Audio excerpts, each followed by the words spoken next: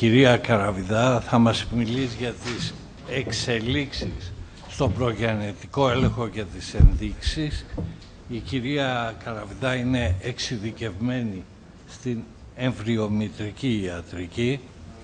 Έχει εκπαιδευτεί σε ανεπτορισμένα κέντρα του εξωτερικού με πλατιά θεωρητική γνώση και ικανή κλινική εμπειρία. Παρακαλώ. Να ευχαριστήσω πάρα πολύ τον κύριο καθηγητή για τα πολύ καλά του λόγια και επίσης να ευχαριστήσω και την Οργανωτική Επιτροπή και τη Διοίκηση της Κλινικής Γέννησης που με τίμησε με το να με καλεί στη σημερινή επιτειακή ημερίδα. Θα σας μιλήσω για τις εξελίξεις στον προγεννητικό έλεγχο και για τις ενδείξεις τους. Όπως είπαν και οι προηγούμενοι ομιλητές, οι εξελίξεις στην ειδικότητά μας είναι πολύ γρήγορες και έχουν ενσωματώσει πάρα πολλές από τις καινούργιες τεχνολογίες που αναπτύσσονται τα τελευταία χρόνια.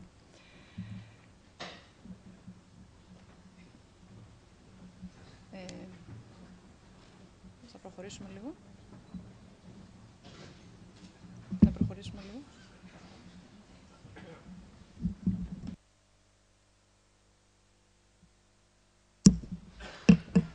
Λοιπόν, το έμβριο, ως πριν από όχι πολλά χρόνια, είναι ο αγέννητος ασθενής, αλλά ταυτόχρονα και ο απρόσιτος και ο προσπέλαστος.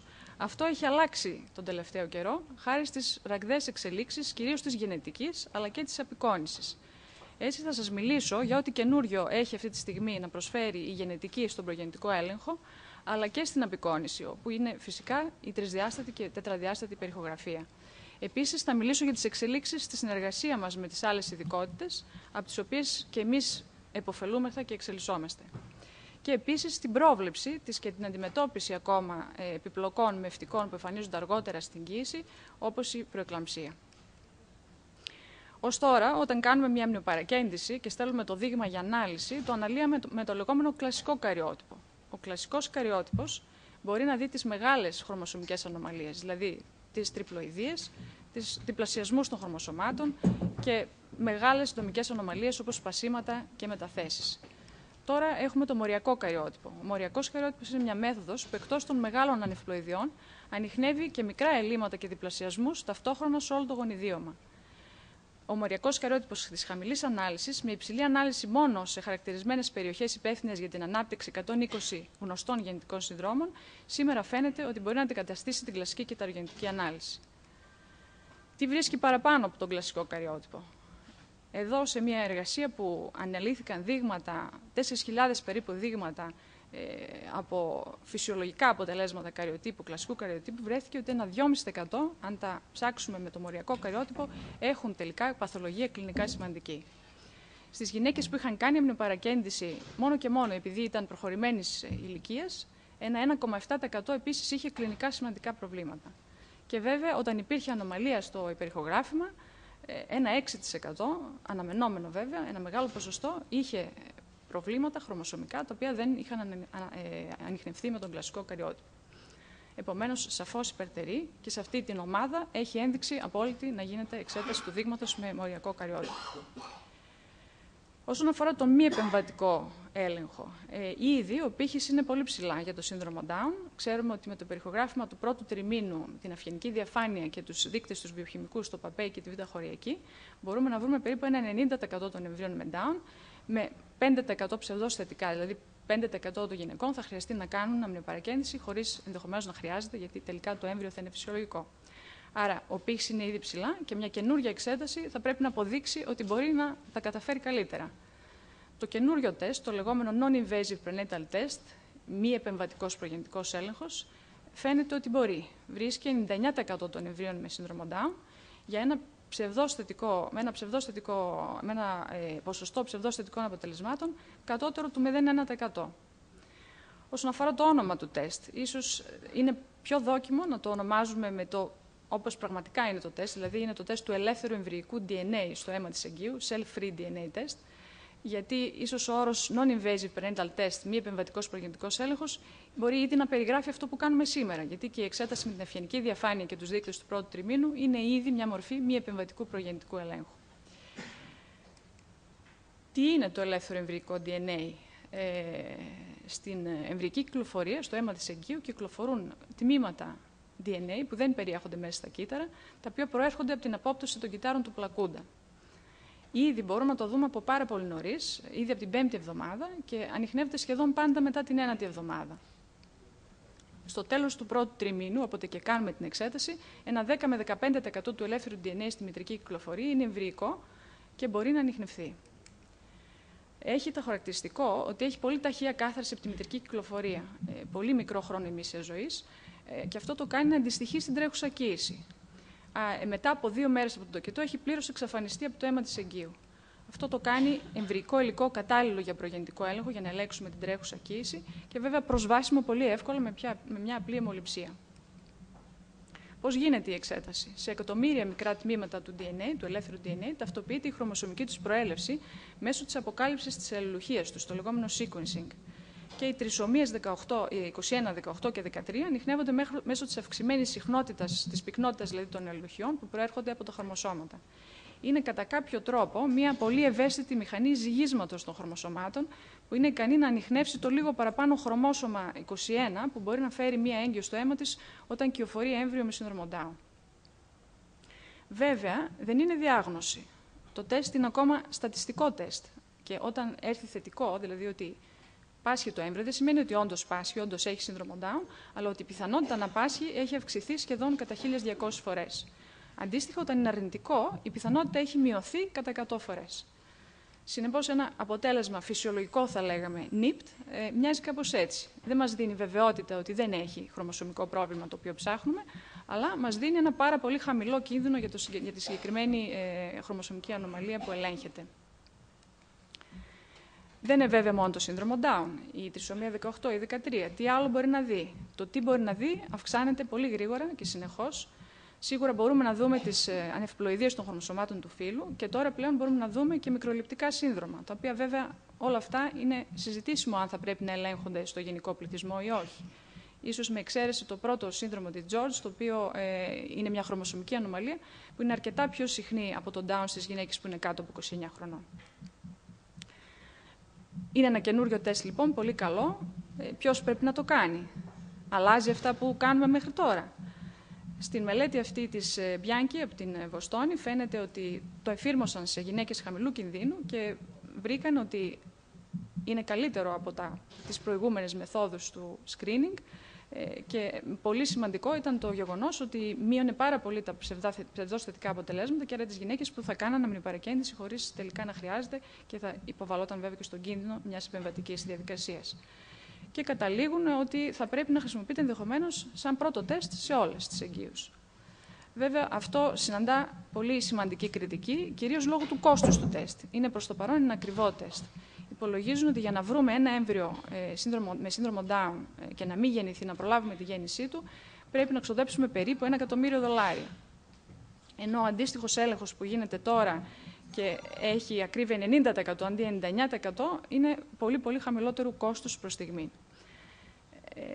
Ορισμένοι βέβαια έχουν διατυπώσει και την άποψη ότι ίσως για ορισμένα συστήματα υγείας είναι καλύτερα να δώσουν σε κάθε οικογένεια που θα έχει παιδί με σύνδρομο Down $1 εκατομμύριο αντί να ελέγξουν ένα μεγάλο αριθμό φυσιολογικών εγκύων. Επομένως, προς το παρόν, φυσικά δεν έχει αλλάξει και η αξία του υπερηχογραφήματος του πρώτου τριμήνου δεν μπορεί να μειωθεί επειδή έχει βγει ένα καινούριο τεστ μόνο για το σύνδρομο Down. Η χρήση του γίνεται μετά το υπερηχογράφημα του πρώτου τριμήνου. Έτσι, εδώ είναι ένα παράδειγμα στην Αυστραλία, όπου χρησιμοποιείται και συστήνεται στις γυναίκες σαν εναλλακτική της βιοψίας τροφοβλάστης, όταν ο κίνδυνος για το σύνδρομο Down στο υπερηχογράφημα στην αξιολόγηση του πρώτου τριμήνου είναι μεταξύ 1 στα 300 και 1 στα 50. Οι συγγραφείς παρατηρούν μια μείωση πολύ μεγάλη στις επεμβατικές λήψεις που γίνονται σε αυτή την ομάδα. Βέβαια, όμως, μειονέκτημα εδώ αποτελεί ότι μένει ανεκμετάλλευτη η υψηλή ευαισθησία του τεστ, επειδή δεν γίνεται σαν πρώτο τεστ, και αφήνει φυσικά διάγνωστες χρωμοσωμικές ανομαλίες στις γυναίκες που δεν θα κάνουν αμνιοπαρακέντηση και θα κάνουν NIPT. Εμείς τι κάνουμε? Έχω δανειστεί την διαφάνεια αυτή από την ομιλία του κ. Θανασιάδη στο πρόσφατο συνέδριο των υπερήχων στην Αθήνα. Λέμε στις γυναίκες όταν ο κίνδυνος που υπολογίζουμε στο πρώτο τρίμηνο είναι πάνω από 1 στα 300 να κάνουν επεμβατικό έλεγχο με βιοψία τροφοβλάστης και συνιστούμε ή ενημερώνουμε βέβαια για τον ύπτη στις γυναίκες που έχουν ενδιάμεσο κίνδυνο μεταξύ 1 στα 300 και 1 στα 1000. Σε εκείνες που είναι χαμηλότερο κίνδυνο από 1 στα 1000 μπορούμε να τους πούμε να μην προχωρήσουν σε περαιτέρω έλεγχο.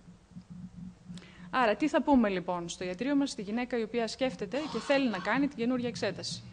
Μπορούμε να την καθησυχάσουμε ότι έχει μεγάλη αξιοπιστία για το σύνδρομο Down και για την τρισομία 18. Λιγότερο αξιόπιστο για τα υπόλοιπα. Πρέπει να γνωρίζει οπωσδήποτε ότι μπορεί να είναι ψευδώς αρνητικό. Δεν ανιχνεύει όλες τις περιπτώσεις. Και επίσης ότι αν βγει θετικό, πάλι πρέπει να γίνει βιοψία τροφοβλάστης ή υμνοπαρακέντηση για να επιβεβαιωθεί πριν προβεί σε οποιαδήποτε ενέργεια. Και βέβαια πρέπει να ξέρει ότι σε ορισμένες περιπτώσεις μπορεί το αποτέλεσμα να μην είναι αξιόπιστο ή να μην μπορεί να παρέχει αποτέλεσμα.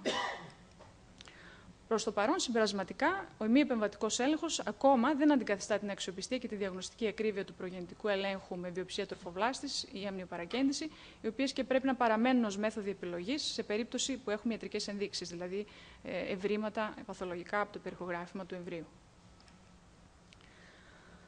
Δεν εξελίσσεται βέβαια μόνο η γενετική, εξελίσσεται πάρα πολύ και η επικόνηση, που είναι ο τρόπος το παράθυρό μας προς το έμβριο, ο τρόπος να το δούμε. Η περιχογραφία ήδη των 2 διαστάσεων έχει φτάσει στα ανώτερα όρια της διακριτικής ικανότητας του ανθρώπινου ματιού.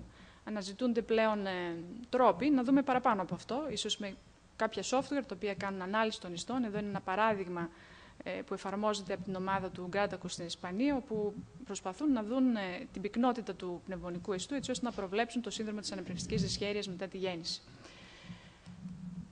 Η τρισδιάστατη περιχογραφία. Οι εικόνες έχουν γίνει πολύ καλύτερες και είναι προφανής σε όλους μας και στην έγκυο που παρακολουθούμε η συναισθηματική αξία αυτών των εικόνων, που βλέπει η γυναίκα το έμβριο να μεγαλώνει από μια μικρή κουκκίδα στο εσωτερικό της μήτρας, στη συνέχεια να διαμορφώνεται και μπορεί να δει το πρόσωπο στο δεύτερο τρίμηνο της κύησης. Αλλά η τρισδιάστατη περιχογραφία σαφώς δεν είναι μονόμορφες εικόνες, είναι ένα εργαλείο επίλυσης προβλημάτων σε πολλά δύσκολα διαγνωστικά προβλήματα που συναντούμε. Η βιβλιογραφία είναι εκτεταμένη και ξέρουμε πλέον ότι υπερέχει της δυσδιάστατης περιχογραφίας στις ανομαλίες του προσώπου, στις ανομαλίες του σκελετού και στις ανομαλίες του νοτίου σωλήνα.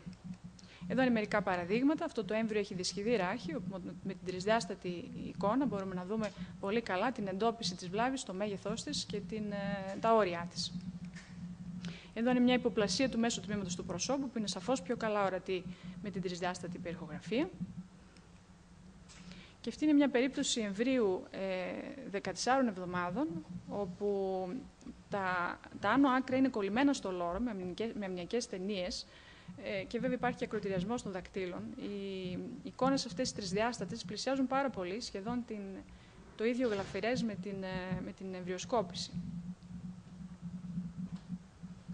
Θα πάρω ένα λεπτό να σας δείξω τις εμβριοσκοπικές εικόνες, αλλά σαφώς με την τρισδιάστατη περιχογραφία είχαμε ήδη δει τι συμβαίνει με τα χέρια. Αυτά είναι τα χέρια του εμβρίου, τα οποία είναι και τα δύο προσκολλημένα στο λόρο. Και έχει ανομαλίες και στα δάκτυλα του ποδιού, ίσως όπως θα δείτε θα μπορούσαμε να τις είχαμε δει αν το είχαμε ψάξει λίγο περισσότερο. Πιστεύω ότι ακόμα και αυτές οι πολύ μικρές λεπτομέρειες θα ήταν διάκριτες με την τρισδιάστατη περιχογραφία. Αυτό είναι κάτω άκρο.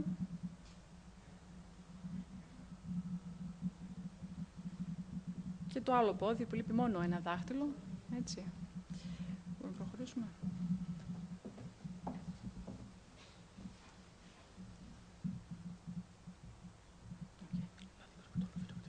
Όχι, ναι, δείξω το άλλο καλό. Ναι. Ναι, ωραία.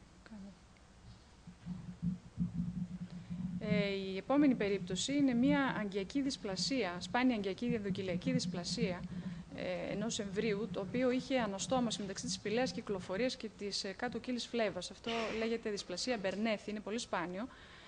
Αυτό το ψηφιακό τρισδιάστατο εκμαγείο των αγκίων ήταν καθοριστικό για να θέσουμε μια διάγνωση σε ένα τέτοιο δύσκολο πρόβλημα και μάλιστα με αξιοπιστία και με λεπτομέρειες συγκρίσιμες με την μαγνητική αγγιογραφία που έγινε μετά την γέννηση. Μπορούμε να προχωρήσουμε. Αυτή είναι η μαγνητική ψηφιακή αγγιογραφία που έγινε μετά τη γέννηση, όπου φαίνεται εδώ η βλάβη και μπορέσαμε να δούμε ότι όντως αναστομώνεται το πηλαίο σύστημα με την κάτω κύλη φλέβα και ότι υπάρχει και έλλειψη σημαντικών κλάδων του πηλαίου συστήματος. Βέβαια, το να βρει κανείς τις κλινικά χρήσιμες πληροφορίες μέσα σε ένα τρισδιάστατο όγκο είναι αρκετά δύσκολο και απαιτεί εμπειρία. Έχουν αναπτυχθεί συστήματα τα οποία προσπαθούν να ξεπεράσουν αυτό το εμπόδιο.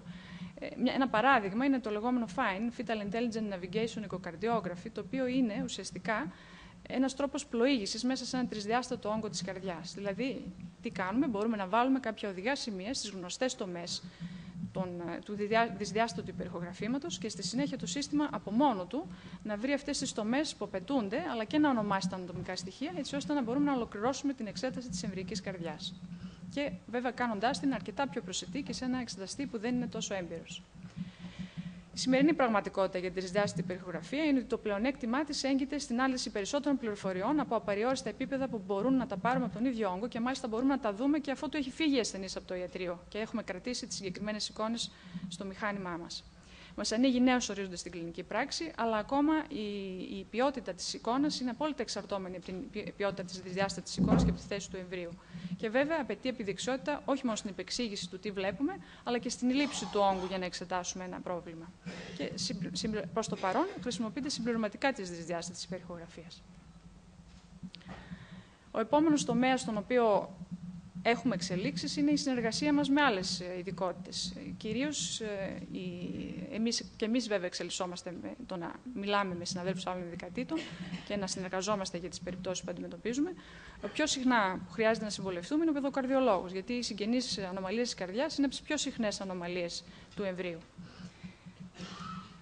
Αυτή είναι μια μεγάλη ανασκόπηση που δημοσιεύτηκε στο περιοδικό Circulation της American Heart Association πρόσφατα και αφορά τη διάγνωση και τη θεραπεία των εμβρυϊκών καρδιακών ανομαλιών, όπου εδώ φιγουράρει μια μεγάλη λίστα ενδείξεων για να στείλουμε ένα έμβριο για περαιτέρω αξιολόγηση στον παιδοκαρδιολόγο. Με έκπληξη είδα να συμπεριλαμβάνεται μέσα και να συμπεριλαμβάνονται και οι οικειήσεις οι οποίες προκύπτουν από υποβοηθούμενη αναπαραγωγή. Αν και οι συγγραφείς διευκρινίζουν ότι δεν οφείλεται στη μέθοδο, αλλά ίσως στον πληθυσμό που κάνει χρήση των μεθόδων υποβοηθούμενης αναπαραγωγής. Και βέβαια εδώ η εξέλιξη και η ελπίδα είναι ότι όλες αυτές οι ενδείξεις θα αντικατασταθούν μόνον από την εξέταση του β' επίπεδου, η οποία θα γίνεται από τον εξειδικευμένο μευτήρα, που θα μπορεί να ανιχνεύσει ένα πολύ μεγάλο ποσοστό των συγγενών καρδιοπαθειών, έτσι ώστε να μην χρειάζεται όλες αυτές οι γυναίκες να κάνουν εξτρά εξέταση παιδοκαρδιολογική όσο είναι έγκυες. Σε μια εργασία πρόσφατα, δουλειά μας με τον κύριο Θανσιάδη, που ανακοινώσαμε στο συνέδριο των υπερήχων, ένα 87% των διαγνώσεων του παιδοκαρδιολόγου είχαν ήδη ανιχνευθεί από τον εξειδικευμένο μευτήρα. Και μπορέσαμε να πούμε ότι στις παραπομπές χωρίς παθολογικά ευρήματα κατά την εξέταση του β' επίπεδου, η παιδοκαρδιολογική εκτίμηση δεν ανέδειξε καμιά μείζωνα συγγενή καρδιοπάθεια. Τέλος, θα ήταν παράληψη να μην αναφέρω την πολύ σημαντική πλέον πρόοδο στην πρόβλεψη και αντιμετώπιση μευτικών επιπλοκών που μπορεί να φανούν αργότερα στην εγκυμοσύνη ήδη από το πρώτο τρίμηνο της εγκυμοσύνης. Θα αναφέρω ως παράδειγμα την υπερεκλαμψία, την υπέρταση στην κοίηση, όπου φαίνεται ότι με αλγόριθμους που συνδυάζουν χαρακτηριστικά της εγγύου και βιοφυσικές παραμέτρους όπως η αρτηριακή πίεση και βιοχημικά τεστ, μπορούν να βρουν περίπου 90% των κοίησεων, οι οποίες θα καταλήξουν λόγω προεκλαμψίας σε γέννηση ενός πρόωρου νεογνού. Και όλα αυτά με την προοπτική ότι μπορούμε να παρέμβουμε και να βοηθήσουμε χορηγώντας ασπιρίνη ήδη πριν από την 16η εβδομάδα, που έχει και το μέγιστο όφελος στον πλακούντα του εμβρίου. Επομένως, η εξέταση του πρώτου τριμήνου εξελίσσεται σε μια εξέταση σταθμό για τις έγκυες, όπου πολλά πράγματα μπορούν να αξιολογηθούν και να προβλεφθούν. Και αυτό φαίνεται ότι αλλάζει το τοπίο στη σύγχρονη μευτική. Αντί όπως μέχρι τώρα προσπαθούσαμε να προλάβουμε να αντιμετωπίσουμε τις επιπλοκές όταν εμφανίζονταν και βλέπαμε τις έγκυες όλο και πιο συχνά προς το τέλος της εγκυμοσύνης, πλέον θα αρκούν οι εξετάσεις του πρώτου τριμήνου για να μας πούνε και να εξατομικεύσουν τον κίνδυνο για κάθε έγκυο, έτσι ώστε να προσαρμόσουμε ανάλογα την παρακολούθηση και ενδεχομένως να προλάβουμε και να θεραπεύσουμε κάποιες από αυτές τις επιπλοκές. Ευχαριστώ πολύ για την προσοχή σας. Ευχαριστούμε πολύ για την εξαιρετική εμπεριστατωμένη παρουσίαση. Αν υπάρχουν ερωτήσεις, σχόλια, παρακαλώ. Ερώτηση, ο κίνδυνος που λέμε από πότε κάνουμε την αμοιοπαραγέννηση, ας πούμε 1 προς 1000, αν είναι ο κίνδυνος λιγότερο από 1 προς 1000, δεν χρειάζεται να κάνουμε κάτι. είναι ανεξάρτητα από την ηλικία της γυναίκας, αν έχουμε γυναίκα που είναι 40 χρονών. Ναι, αλλά το να έχουμε ένα κίνδυνο κάτω από 1 στα 1000 σε μια γυναίκα που είναι 40 χρονών μετά από αποτέλεσμα της εξέτασης του πρώτου τριμήνου είναι μάλλον λίγο δύσκολο με τους σημερινούς αλγορίθμους. Δηλαδή, αν δούμε μια γυναίκα για την εξέταση ευγενικής διαφάνειας, όσο και να μειωθεί ο κίνδυνος, συνήθως το αποτέλεσμα δεν μειώνεται έτσι ώστε να είναι ένα κίνδυνος κάτω από 1 στα 1000. Συνεπώς, ίσως οι γυναίκες που είναι πάνω από τα 40 είναι μάλλον μια ομάδα γυναικών στις οποίες θα συστήσουμε περισσότερο επεμβατικό προγεννητικό έλεγχο παρά μη επεμβατικό. Εκεί πού πάρουμε τώρα την ηλικία, 38, 40, γιατί με την εξυπηρετική τώρα έχουμε πολλές φορές γυναίκες που δεν θέλουν να κάνουν αμοιοπαραγωγή. Ναι, νομίζω. Κατάλαβα, ναι. Όχι να έχουν απόλυτα ασφάλεια. Νομίζω ότι μπορούμε να στηριχτούμε πάρα πολύ στο υπερηχογράφημα του πρώτου τριμήνου και το τεστ ΠΑΠΕΙ που ως τώρα κάνουμε, έτσι ώστε να μειωθεί πάρα πολύ ο κίνδυνος. Και τώρα υπάρχει και φυσικά και ο μη επεμβατικός στο τεστ των NIPT, το οποίο μπορεί περαιτέρω, τουλάχιστον για το σύνδρομο Down, να τους σχεδόν, όχι διαβεβαιώσουμε, αλλά να τους καθησυχάσουμε ότι αν έρθει αρνητικό ένα τέτοιο αποτέλεσμα, δεν έχει το έμβριο σύνδρομο Down. Αλλά βέβαια εδώ υπάρχει και το επιχείρημα ότι υπάρχουν και άλλες χρωμοσωμικές ανομαλίες που και εκείνες ανάλογα αυξάνονται με την ηλικία.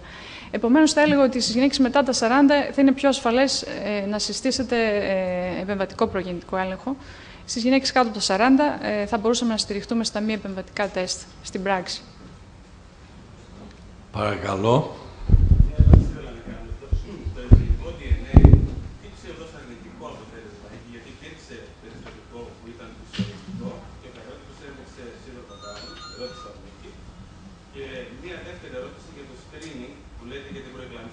Ναι. Βασιζόμαστε πάντα στα ντόπλερ των μητριαίων και πόσο αξιόπιστα είναι. Τα ντόπλερ των μητριαίων αποτελούν μέρος της εξέτασης. Δηλαδή δεν είναι μόνο αυτό, είναι ένας ολόκληρος αλγόριθμος, ο οποίος υπολογίζει και άλλες βιοφυσικές παραμέτρους μέσα, όπως την πίεση της εγκείου και βιοχημικές παραμέτρους όπως το ΠΑΠΕΙ, πλακουντιακά δηλαδή πεπτίδια, τα οποία παράγονται και μπορούν μέσα σε αυτόν τον αλγόριθμο, όπως κάνουμε και για την ευγενική διαφάνεια, να μας δώσουν ένα κίνδυνο. Γι' αυτό. Τώρα, αυτά βέβαια ακόμα δεν είναι στην πράξη, τουλάχιστον στη δική μας κλινική πράξη, όπως είναι ήδη ο έλεγχος για τις χρωμοσωμικές ανομαλίες.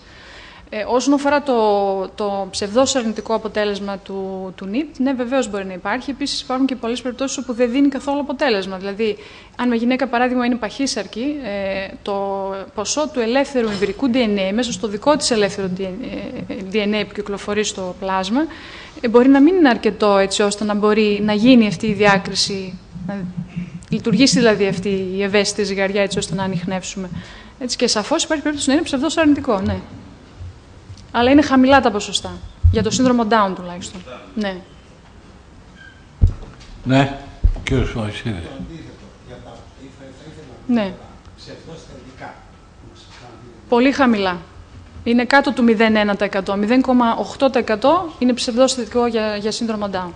Άρα αυτό είναι και το μεγάλο πλεονέκτημα, γιατί ο έλεγχος που κάνουμε ήδη έχει, ας πούμε, ένα 5% ψευδώς θετικά. Δηλαδή, γυναίκες που θα κάνουν παρακέντηση, ενώ τελικά δεν έχει το έμβριο σύνδρομο Down.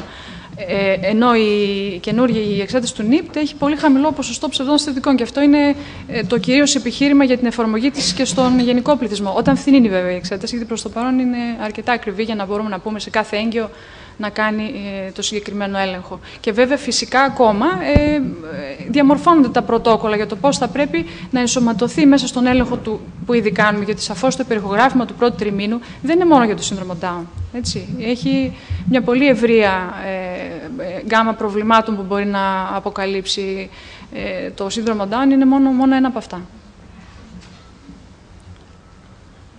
Ένα σχόλιο για την επεμβατική ενδομητρική χειρουργικής επεπαθήσεις του εμβρίου. Ναι. Σαφώς είναι μία εξέλιξη. Ναι, αυτό είναι κάτι πολύ έτσι που μας ενθουσιάζει. Η ενδομήτρια χειρουργική είναι εξέλιξη της ενδοσκοπικής χειρουργικής. Γιατί η μήτρα γενικά δεν συγχωρεί. Ακόμα και με παρακαίνιση όταν κάνουμε είμαστε κάπως σφιγμένοι ότι μπορεί να προκαλούμε κάποια ζημιά. Συνεπώς, όσο εξελίσσονται και όσο μικρότερα θα γίνονται εργαλεία ενδοσκόπησης τα οποία μπορούν να προσεγγίσουν το έμβριο, τόσο μπορεί να εξελιχθεί και αυτός ο κλάδος της εμβριομητρικής ιατρικής. Αλλά βέβαια η προσπάθειά μας είναι να το αποφύγουμε εντελώς, όσο μπορούμε να μην ενοχλούμε δηλαδή τον εμβρυϊκό ασθενή. Προς το παρόν έχει ένδειξη, θα έλεγα πιο συχνή είναι οι επεμβάσεις που κάνουμε για διαχωρισμό του πλακούντα στα μονοχωριακά δίδυμα, όταν υπάρχει σύνδρομο έμβριο μετάγγισης, που γίνεται με λέιζερ.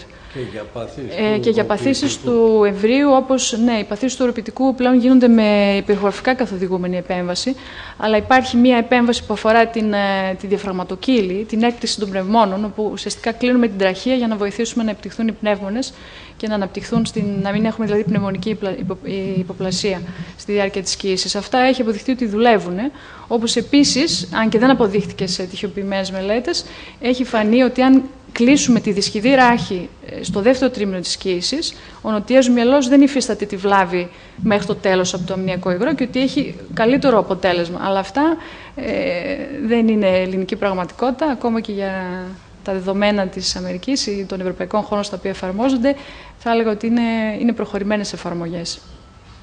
Ευχαριστώ πολύ. Ευχαριστώ πολύ. Ευχαριστώ. Ευχαριστώ.